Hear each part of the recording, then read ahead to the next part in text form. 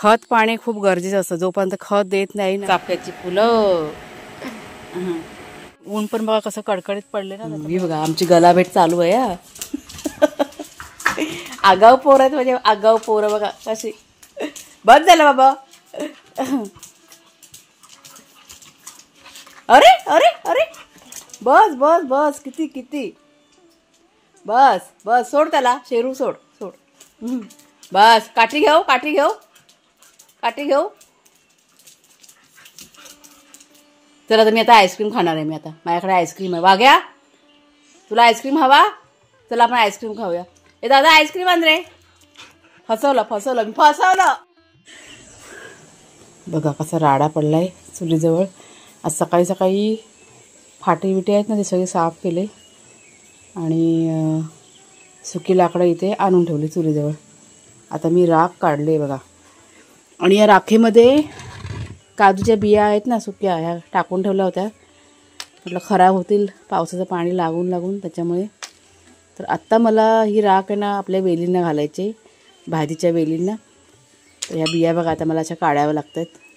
पण त्या राखेमध्ये ठेवल्यामुळे बघा एक पण बिया अशी खराब नाही. नाहीतर असा पाऊस होता ना भरपूर, मग तशी बुरशी लागल्यासारख्या त्या बिया की नाही झाल्या होत्या अशा. आता बघा अशा छान झालेल्या आहेत. तर ही अगोदरची राख आहे ना ती म्हटलं संपवून टाकते. वेलींना म्हणजे जंतुनाशक म्हणून याचा की नाही आपण वापर करतो. खत म्हणून पण याचा वापर होतो राखेचा. त्याच्यामुळे अशा प्रकारे सगळे जमा करून ठेवतो आम्ही. तुम्हाला जो बॉक्स दिसतोय वरती तो बघा, हा जो बॉक्स आहे ना त्यात सर्व ती राख आहे ना जमा करून ठेवलेली आहे. आता ती आपल्याला उपयोगी पडते. चला जरा बिया काढून घेते आणि मग जाऊया बागेमध्ये. म्हणजे बागेत पण आम्ही आता जाऊन आलो दोघंजणं नेहमीप्रमाणे. कामं काही चुकत नाही हो, कामं आमची चालूच असतात. कधी कधी शेअर करतो तुमच्याशी, कधी कधी नाही करायला जमत. मला वाटतं पाणी तापलंय वाटतं.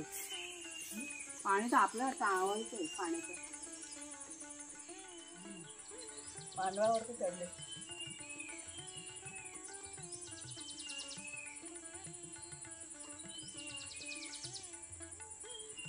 नमस्कार मित्रमैत्रिणींनो, मी प्रिया पवार आणि खूप खूप स्वागत करते साधा स्वयंपाक या आपल्या चॅनलमध्ये.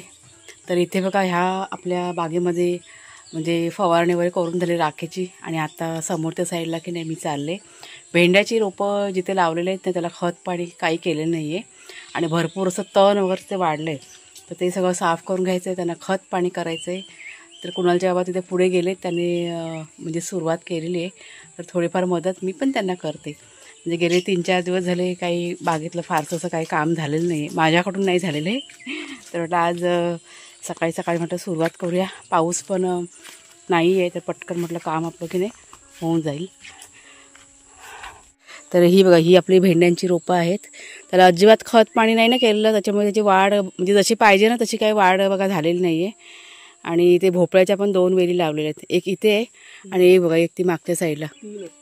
हां, पण ते काय झालं खत नाही ना त्याच्यामुळे अजिबात त्या वेलींची सुद्धा वाढ बघा झालेली नाही आहे. तर आता मी थोडंसं तण त्यातलं काढून घेतलेलं आहे. हे बघा सगळं गवत वगैरे पडलं आहे ना, ते आता मी थोडंसं काढलं. आणि इथे आता कुणालच्या बाबांनी खत करायला की नाही सुरुवात केलेली आहे. म्हणजे हे 3 रोपं बघा भेंड्यांची झालेत करून आणि आता इथे चाललेलं आहे.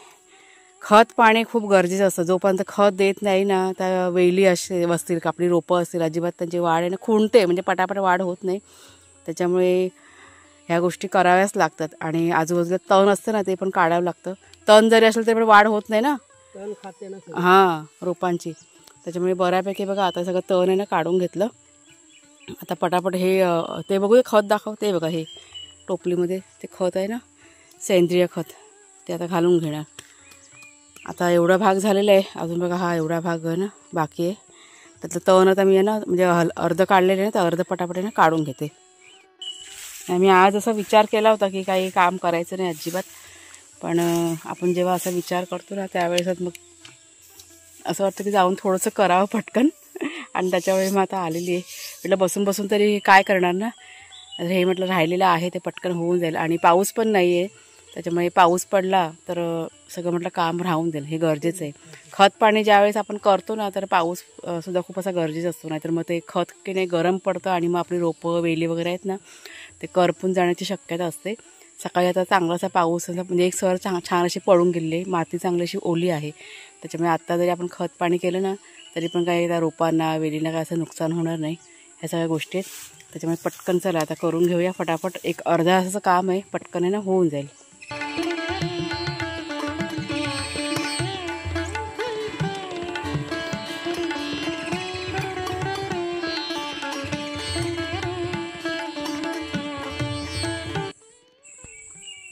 ते बघा कुणालच्या बाबांचं काम की नाही चालू आहे. त्यांना आता भूक लागले, त्याच्यामुळे मी आता चालले घरामध्ये नाश्ता म्हटलं काहीतरी बनवते. अशी जेव्हा आपण मेहनतीची कामं करतो ना त्यावेळेस भरपूर अशी भूक लागते. त्याच्यामुळे खाणं पिणं पण वेळेवर घेणं पिणं खूप असं गरजेचं असतं. आणि वातावरण बघा समोरचं, मगाशी तुम्हाला मी दाखवलं त्यावेळेस चांगलं असं कडकडीत की नाही ऊन पडलेलं आणि आता बघा एकाएकी वातावरण चेंज झालं आहे आणि पाऊस पडेल असं सगळं वातावरण तयार झालेलं आहे. तर असा हा ऊन पावसाचा खेळ की नाही चालू असतो दिवसभर श्रावण महिन्यात.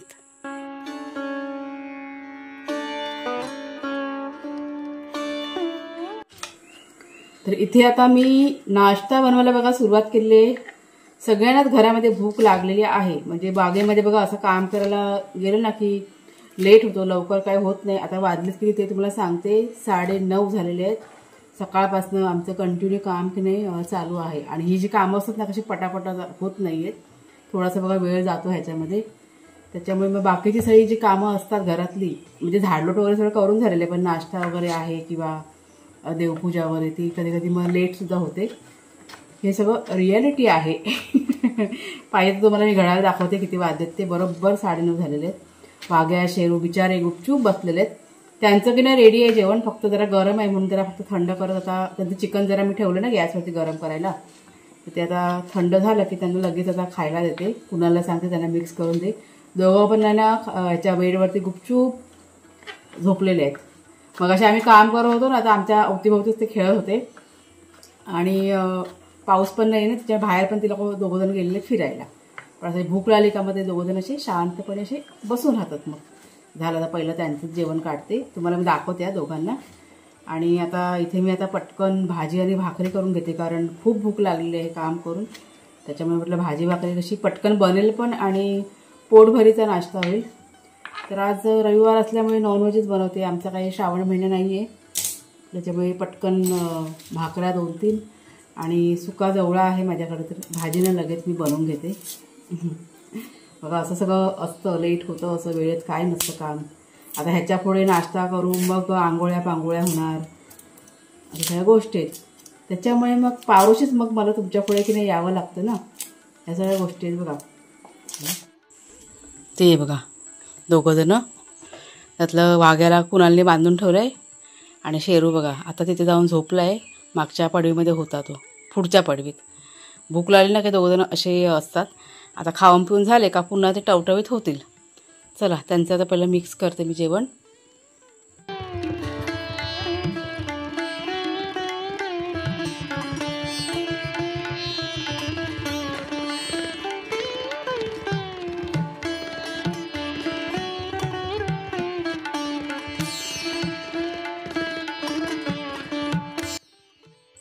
लवकर ये.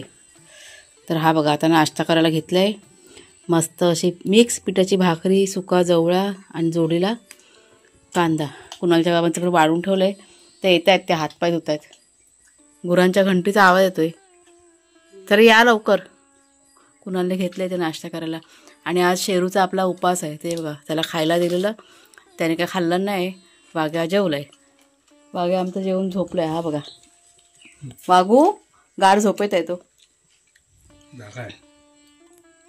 नाही नाही डोळे पेंगतात त्याचे. ते काय आज कुणालची सुट्टी आहे ना. कुणाल चला बसा खाली. कोण गेलं? पोरं गेलं. तर आवाज येतो ना गुरांचा.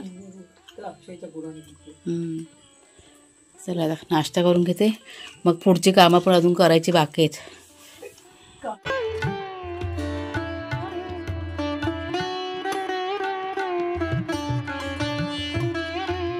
तर सगळ्यांचा नाश्ता वगैरे करून झाल्यानंतर आता बघा इथे काम करायला घेतले. हे काम आहे ना कुणाला सांगितले करायला. जमीन थोडीशी जरा उकरायचे, वर खाली करायचे, त्यातलं तण बिन काढायचं आहे आणि तिथे आपल्याला मिरचीची रोपं लावायचे आहेत. त्याच्यामुळे जमीन आता सगळी जरा व्यवस्थित करून घेतो आहे. त्यानं ते फावडा आणि काय त्याला काय म्हणतात, कुदळ का काय म्हणतात त्याला, ते बघा तिकडे समोर आहे. 2 वस्तू घेतल्या तो आता करेल. तोपर्यंत मी इथे बघा फुलं काढून घेतली. आज फुलं काढायची राहिली होती. तर मोगरा आणि चाफा बघा, आणि चाफ्याला आपल्या आता भरपूर अशा कळ्या यायला ना पुन्हा सुरुवात झालेली आहे. हा एक चाफा आणि बघा तिकडचा चाफा आहे ना, त्याला पण आता भरपूर अशा कळ्या आलेल्या आहेत. जेव्हा तो फुलेल ना त्यावेळेस तुम्हाला दाखवेन मी.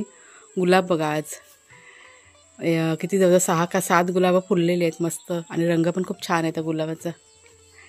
चला, आणि हा बघा आपला शेरू, ज्याचा आज उपवास आहे. शेरू, ओ शेरू, काय झालं रे, आज जेवला का नाही तू? शेरू आज उपवास आहे, त्याने काय खाल्लं नाही आज.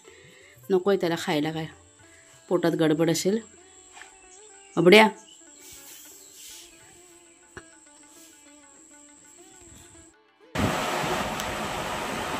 मला होईल बघा. 2 फुलं राहिली ना काढायची, दे मी केसात घालते.